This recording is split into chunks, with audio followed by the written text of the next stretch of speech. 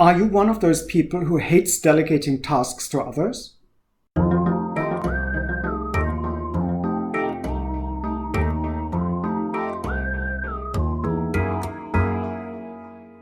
Delegating is tricky business, and it's something you actually have to learn. There are two main troublesome spots that I've come across in the past when it comes to delegating. One is trust. If you don't trust the person you're delegating to, or you're supposed to delegate to, you're naturally going to have a hard time doing so. Trust has to be earned. Trust has to be built. So in the first place, you have to give that person the benefit of the doubt. Otherwise, you'll never learn if they're trustworthy. Once they bring the results back to you, you can decide if you're satisfied with the result. Now, be careful. Expectations can be very different. If you are a perfectionist and the other person is not, their good enough is not going to be your good enough. If they are perfectionists and you are slightly less concerned about the exact quality of the project, they might take too long to become perfect. So you might be disappointed in the time it takes.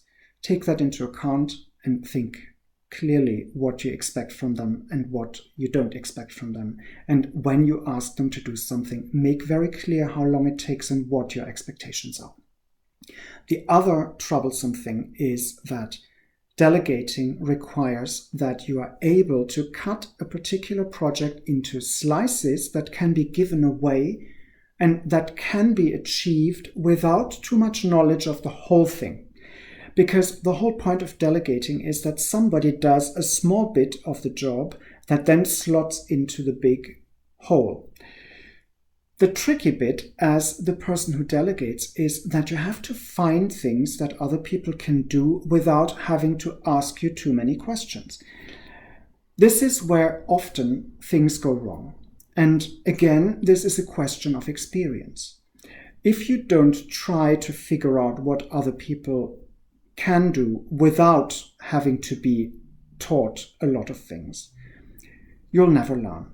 So you'll have to try and do with small bits.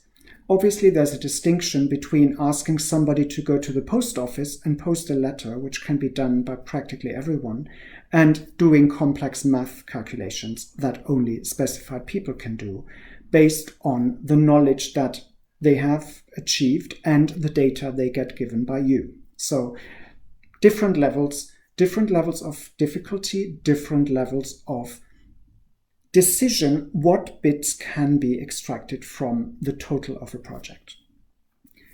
Think about those two things, trust and the ability to extract the things that can be done by somebody without your assistance.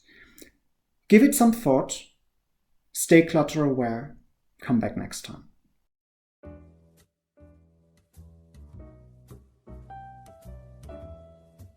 If you want more, there are options. Select the eye icon on the top right to visit the website, click the round logo to subscribe to this channel, or select the playlist in the middle to see more content.